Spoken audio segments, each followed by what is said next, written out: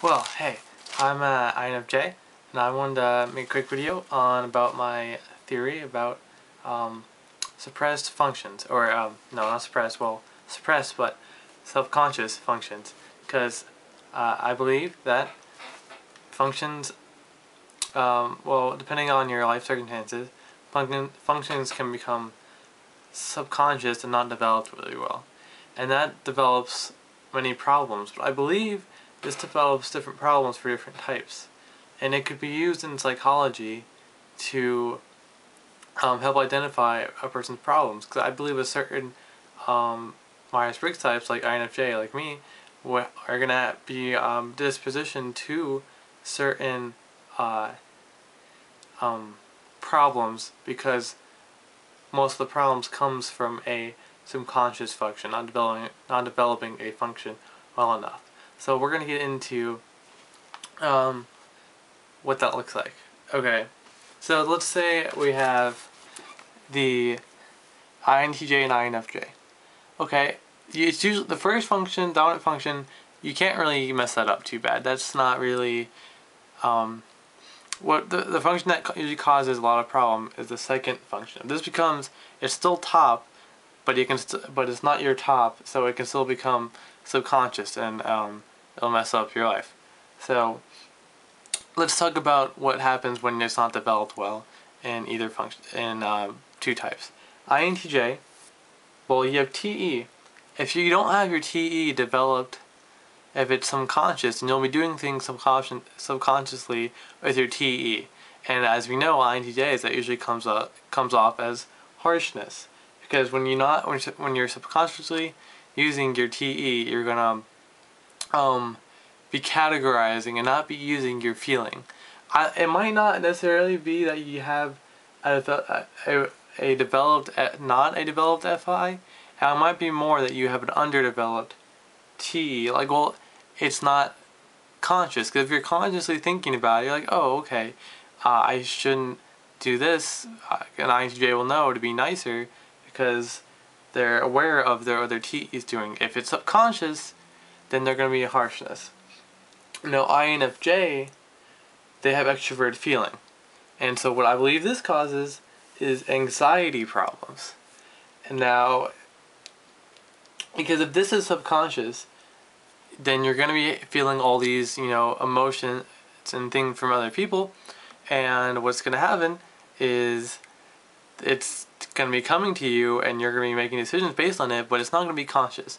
So you're going to be getting anxious about, it's going to make you anxious because it's subconscious, and it's going to be making you do things, and you don't have control over it because it's subconscious.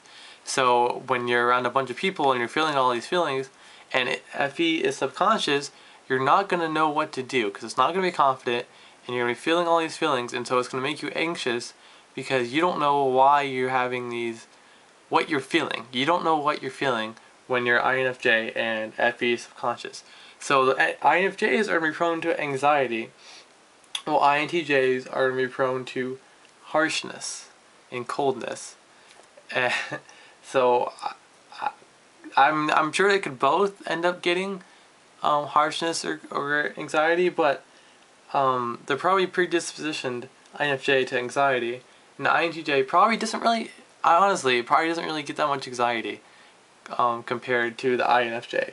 Anxiety would be caused for different reasons, but for the purposes of the second function, this is what would happen. And then we can go to INTP too. INTP, their second function is extrovert intuition. Now, if that's subconscious, what's that going to do? If you're not thinking about it, you're going to miss the pay bills, because as everyone should know, extrovert intuition is all over the place, and it's going to cause a lot of increased aloofness.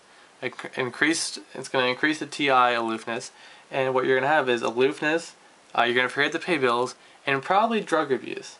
Now, maybe drug abuse, depending on what kind of way you grew up, but you're probably going to be more into drug abuse just because, not because to forget something, but because their NE is subconscious, and the NE wants to do that subconsciously. So they're not, INTP, even though they're a thinker, they're not really thinking about what their NE is doing. Their NE is subconsciously pulling them to do, substance abuse, because the NE, that's kind of a NE thing, it creates a lot of ideas, a lot of brainstorming, a lot of aloofness, and the NE is going to subconsciously bring you towards that. So if you have a messed up NE and INTP, it's more likely to cause drug abuse. Now, the other types could have drug abuse, but they would be for different reasons. Like, let's go back to the INTJ. The INTJ, if it was doing drug abuse, it would probably be to relax themselves, to end up being nicer, maybe, to not be so cold. And the INFJ would take alcohol, or drugs, to reduce their anxiety, because they're taking all these feelings in, they don't know what's going on, they're not questioning it, it's just their FE is controlling them subconsciously. So what they're going to do to relieve that is take alcohol or substance abuse, and that's why INFJs would take drugs.